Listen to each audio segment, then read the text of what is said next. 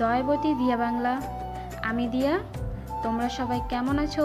আশা করছি সবাই ভালো আছো, আর আমিও খুব ভালো আছি।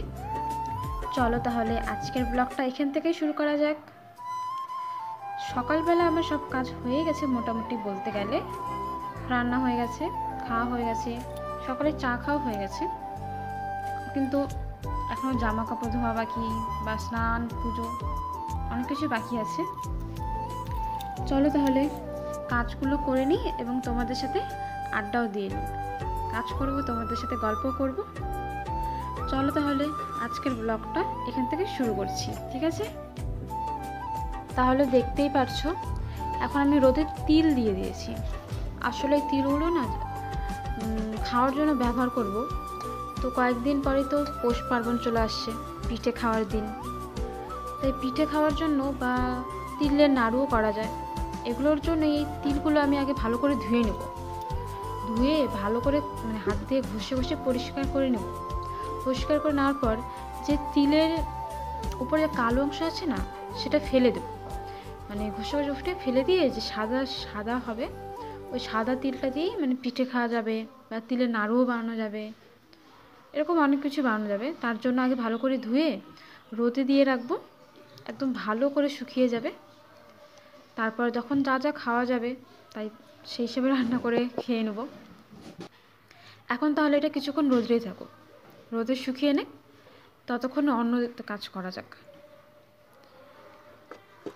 রোদ দেখলেই জল পড়ছে, শুকিয়ে থাক তাহলে। চলো তাহলে আজকের যা আমি মুখে নিজের ফেস প্যাক করব, তার জন্য কী নিয়ে নিয়েছি দেখতে পাচ্ছ। শ্যাম্পু, কোলগেট আর হলুদ। ক্লিনিক প্লাস যে শ্যাম্পু হয়, ওই শ্যাম্পুটা, ওর মধ্যে আমরা দেবো হলো কোলগেট। যে সাদা কালারের কোলগেট হয়, এই কোলগেটটা আমাদের সবার বাড়িতেই থাকে। এই কোলগেট আর একটু হলুদ, এই তিনটে মিশিয়ে তারপর আমরা মুখে মাখবো। তিনটেই কিন্তু অনেক ভালো। হলুদ মুখের জন্য অনেক ভালো, সেটা সবাই জানে। কোলগেটটাও অনেক ভালো, কিন্তু অন্য কোলগেট না, শুধু সাদা কালারের যে কোলগেটগুলো রয়েছে সেই কোলগেটটাই আমরা ব্যবহার করবো এখানে। আর এখানে যে হিমালয়া ফেস ওয়াশ দেখতে পাচ্ছ, এটা আমি যখন এটা ফেস প্যাকটা মুখে দেবো, তারপর ফেসটা ধোয়ার জন্য ব্যবহার করব। এখন কোনো ব্যবহার করবো না, কিন্তু পরে ব্যবহার করব। তাহলেই তিনটে জিনিস দিয়ে আমি ভালো করে মিশিয়ে নিলাম। এখন আমি ফেস প্যাকটা মুখে দিয়ে নিচ্ছি, ভালোভাবে একদম পুরো মুখে দিয়ে দেব। গলার এখানেও দেওয়া যাবে, কারণ ওই ফেস প্যাকটা দেওয়ার কারণে মুখের যেই নোংরা ভাব থাকে বা অনেকদিন কালচিটে ভাব থাকে, ওগুলো চলে যাবে। আমি এটা ব্যবহার করি, তোমরা সপ্তাহে 2 দিন এরকম করে ব্যবহার করতে পারো। এটা কিন্তু মুখের জন্য অনেকই উপকারী, খুবই ভালো। আরও আমি এরকম নতুন নতুন ভিডিও নিয়ে আসি, তার জন্য তোমরা প্লিজ আমার এই চ্যানেলটিকে সাবস্ক্রাইব করে দিও, যাতে এরকম ভিডিও তোমরা সবসময় তোমাদের কাছেই প্রথমে যায়। তার জন্য আমার চ্যানেলটিকে অতি অবশ্যই সাবস্ক্রাইব করে দিও, এবং আমার এই ভিডিওটি কেমন লাগলো তা কমেন্ট করে জানিও। তাহলে পুরো মুখে আমি দিয়ে দিলাম এই ফেস প্যাকটি। এখন 10 মিনিট রাখবো, তারপর আমি মুখটা ধুয়ে আসছি।